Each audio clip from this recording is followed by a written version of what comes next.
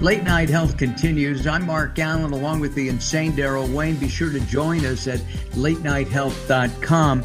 Our next guest is really interesting to me. He's a healthcare analyst. His name is Seth Denson.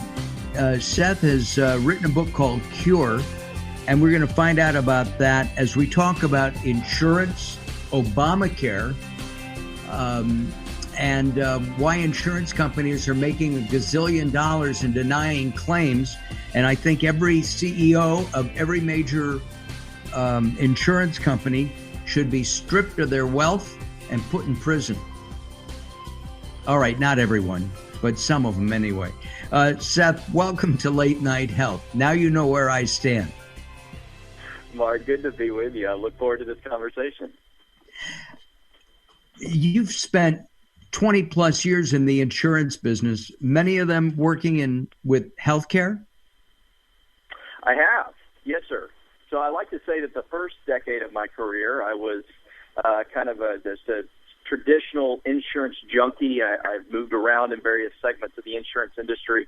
And then my second decade has been as a reformer, or we'll say trying to be a reformer. Well, let me ask you, you have a couple of kids, you have a wife.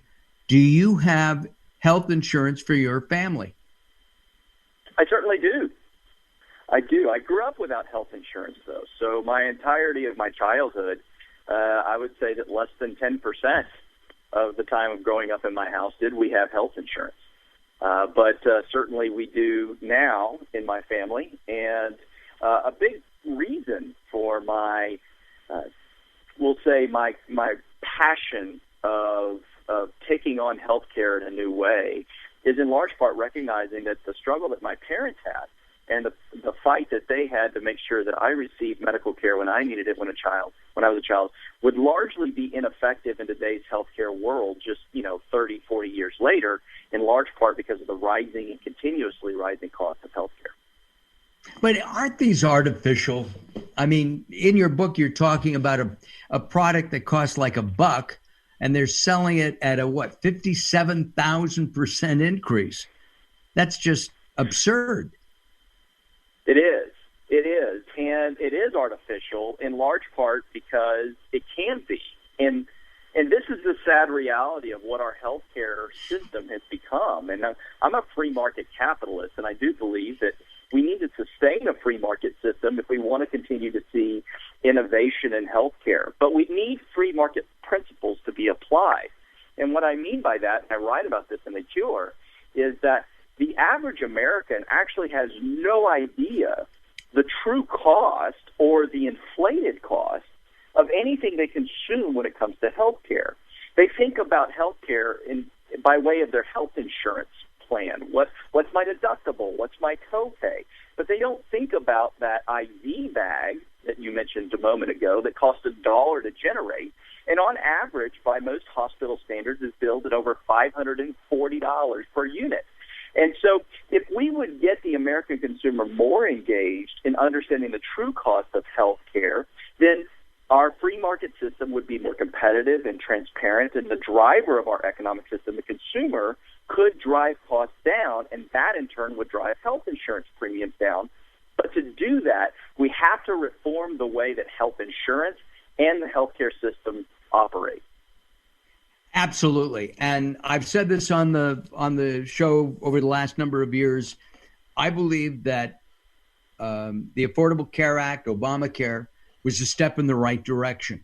However, the bad part is that insurance companies have reaped $1 gazillion from it without really sharing that money with patients, with clients, with the insured, because they're. I mean, you talk about the profits of United Healthcare. Their Anthem Blue Cross. Most of these big companies have indeed seen record highs in terms of profits. And they get that, from my standpoint, by turning down denying claims. Am I wrong? Well, I don't know that you're wrong, but I would argue that's not necessarily where they get the vast majority of their profit. And I'll explain that in two ways. And I agree with you. I think the premise behind the Affordable Care Act was spot on, and it was accurate, and the intentions were good. The problem is the product wasn't. And what I mean by that is the Affordable Care Act, in their attempts to press it through, I think that Democrats, while, again, good intentioned, missed some key factors that very intelligent business people that run the healthcare system were able to exploit. And the key one, there were actually two key pieces of the Affordable Care Act that I think have led to mass profits both in the healthcare system and in the health insurance system. And the first one was the MLR mandate. This is the medical loss ratio. This was the key provision of the ACA that said we are going to demand that insurance companies spend 85 cents of every dollar they collect on claims. Now, that sounds really good in interviews and looks good on paper, but if you don't understand that the devil is in the details, what you have now done is told an insurance company that the only way to generate higher profit margin in dollars is to pay more claims.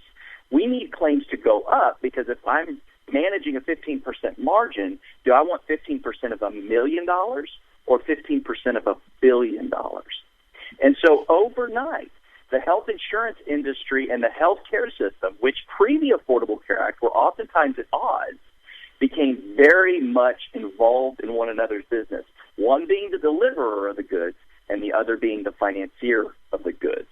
And then the second provision that, again, well-intentioned but not good in its ability to execute, was the provision of the ACA that said that insurance companies could no longer cap lifetime maximums. Now, again, if it's me, I want to make sure that my insurance company would never cap a lifetime amount of benefit. But what that did was it gave healthcare systems, hospital systems, blank checks. And the health insurance companies were glad to write them because then they could turn that into health insurance premiums. And so a preemie baby, for example, which pre the Affordable Care Act, an average high cost of a preemie baby was $100,000 to $150,000. It's not uncommon today to see that same claim, $1.4 to $1.5 million. It absolutely inflated the delivery cost of healthcare.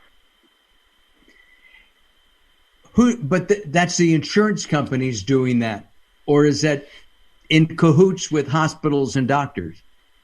It is absolutely in cahoots with the hospital system. I'm trying to sound like I'm from Texas. I just want you to know that. This is collusion. What's that? I'm sorry? I said I just trying to sound like I'm from Texas. Cahoots. Cahoots. Anyway. You're using a term that I would use. Well, we'll use a term that we seem to like to use a lot in the United States today. Collusion. This is collusion. Yeah. There are a number of things that I want to talk about, and we're going to take a break in a moment. But there are doctors who have contracts with insurance companies. They are obligated legally to take a payment that the insurance company says, I'm going to pay you $100 to lance a boil, right? And they say to the patient, I'm going to take the $100, but I actually charge $150 to lance that boil. So you're going to have to pay $50 out of pocket. It's not part of the copay. It's just an extra fee. I've had this happen to me, and I went to another doctor for that. Also the insurance companies denying claims after a procedure has been approved. I find that reprehensible, and anybody who does that should indeed go to jail. My thoughts. We only have 20 seconds for a response, and then we're going to go back. We're going to go to a break, and we'll come back. Seth, can you respond? Am I right? Am I wrong? Well, it's tough in 20 seconds, but I would say that certainly both of those things happen, and they both shouldn't be allowed to, no doubt. Got it. All right. Our guest is the author of The Cure, healthcare analyst Seth Denson. Says that when it comes to healthcare, free is never free. We'll find out more about that as Late Night Health continues. Don't go away. More coming up.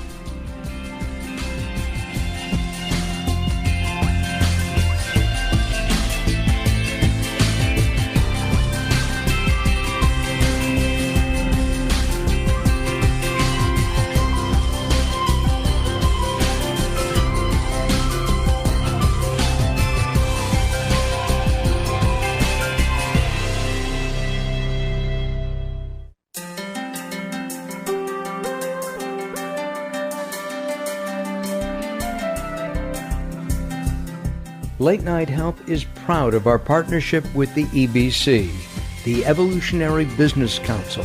Check them out at ebcouncil.com.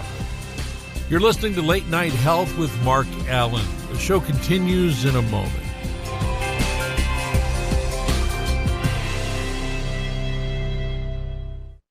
If you're listening to Late Night Health right now, you're part of the growing target of baby boomers we're serving.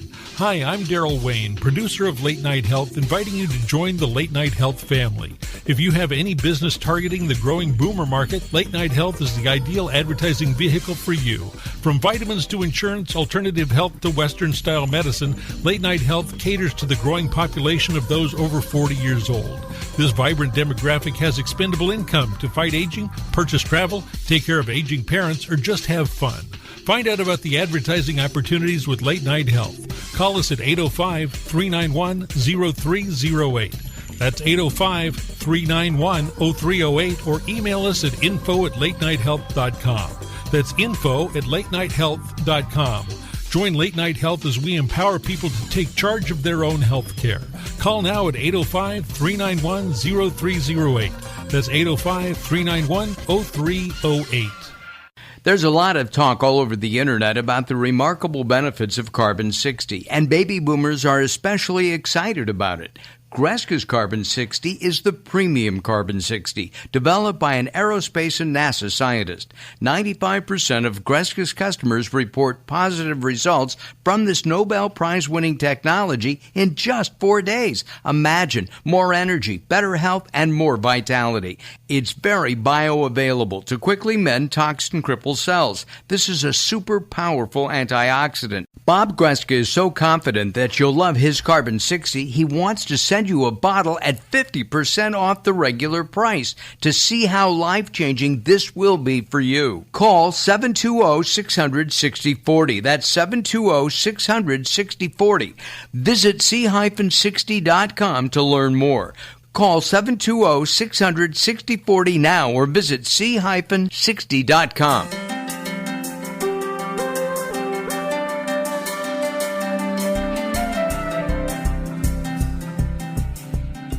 Late Night Health continues. I'm Mark Alyn. We're taking a look at the state-of-the-art, if you will, of healthcare in the United States. Seth, you must have the statistics handy. We are not ranked number one in healthcare worldwide, are we? No, we're certainly not. Now, where we are ranked number one by way of healthcare innovation, sadly, our citizens and our engagement with the healthcare system is not number one, and something that we should all aspire to be, and because there's really no excuse for it outside of the way that our healthcare system operates to the benefit of the shareholder instead of the consumer. It seems to me also that the insurance companies are dictating to doctors what they can and can't do. A doctor examines Seth and says, "Gee, Seth, I know you're young, but you have high blood pressure. I want you to be on drug XYZ." And the insurance company says, "Nah, we want Seth to take drug, ABC." I don't think that should be allowed. Well, I don't either. And here's a big thing that I'd like to see us change, and the reason why many health insurance companies indeed operate that way. Roughly 70% of all drugs in the United States are distributed by one of three pharmacy benefit managers. All three are now owned by insurance companies. And so the way that our pharmacy system works is that a manufacturer negotiates the pricing structure with the pharmacy benefit manager, who then negotiates the formulary structure with the insurance company, which become the drugs that get approved or not approved.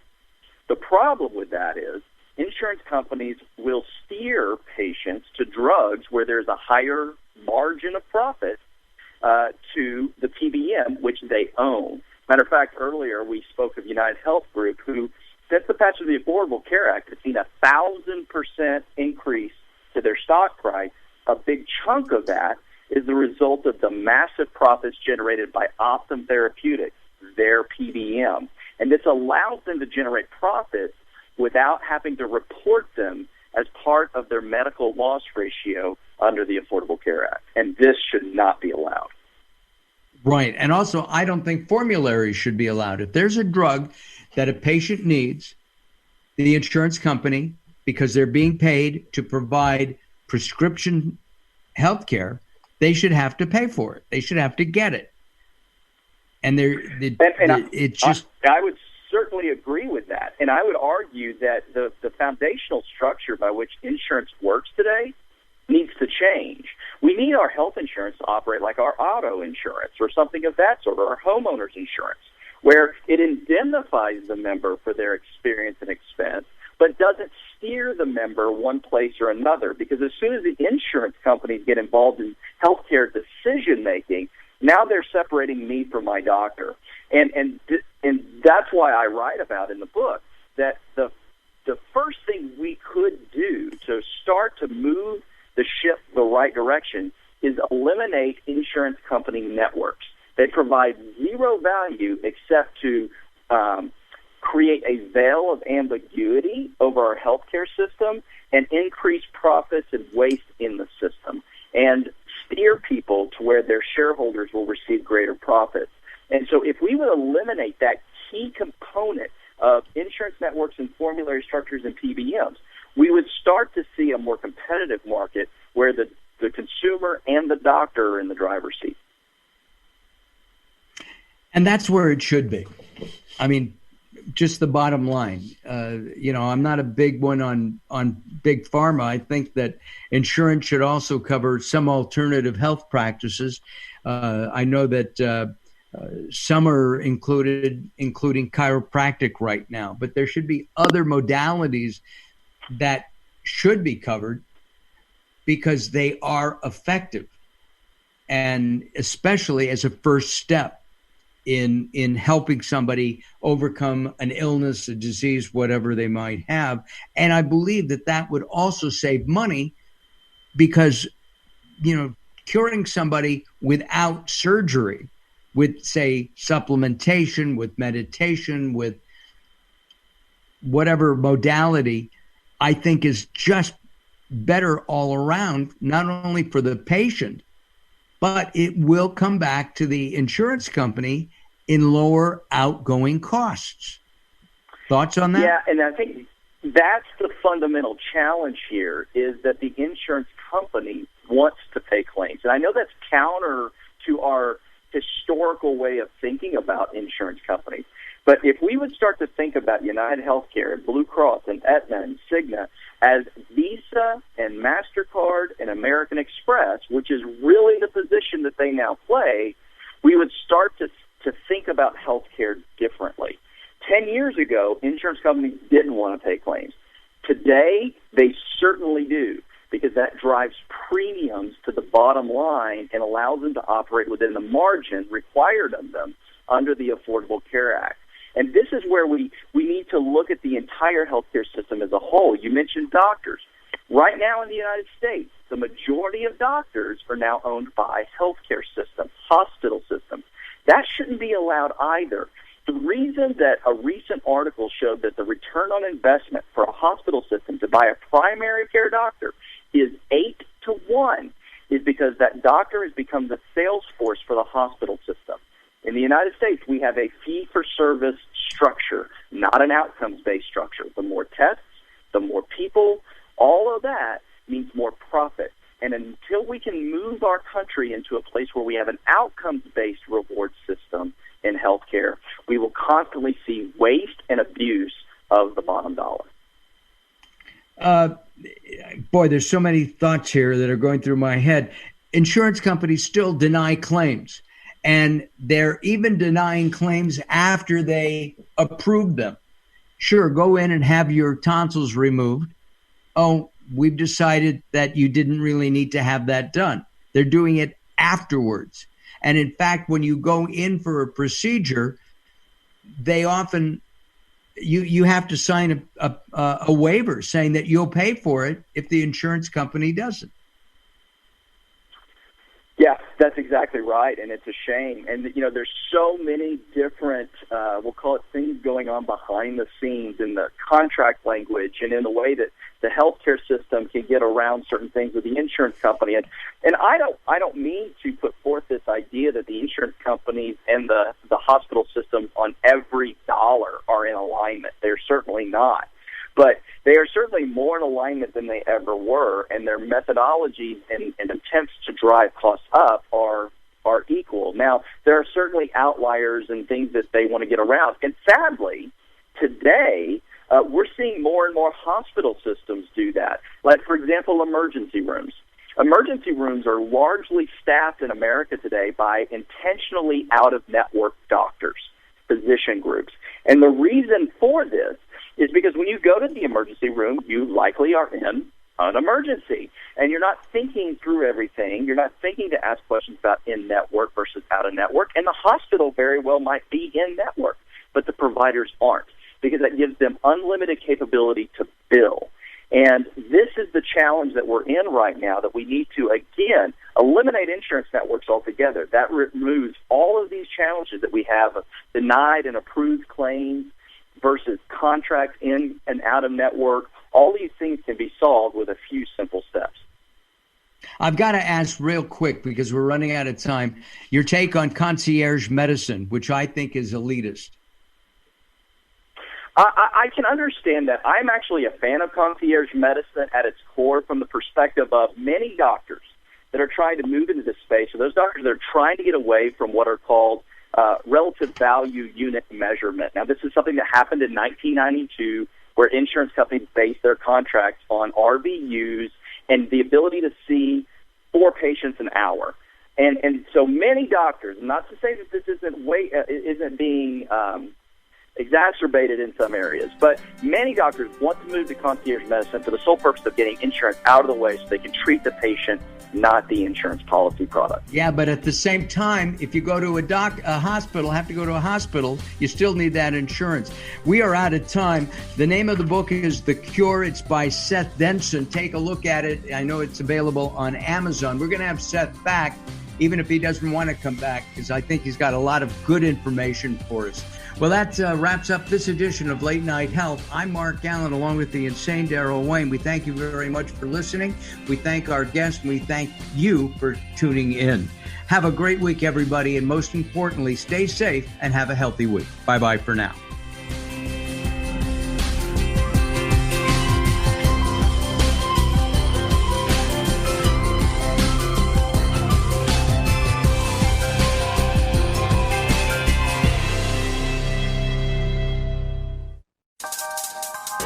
Sometimes it's not what you say, it's how you say it. Words are a critical aspect of success. How you get your point across is a crucial part of what makes anything sell. So do it right and hire a writer. Whether it's articles, blog posts, technical writings, website content, product descriptions, or ghostwriting anything from a novel to a nonfiction book about your navel, contact Servet Hassan. If you want it to sell, write it right.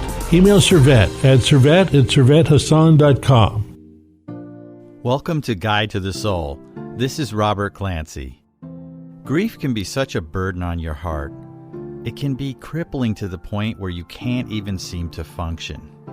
I've been there, and I know that pain. But I also know you're not alone in that sorrow. We're all going through something in this life.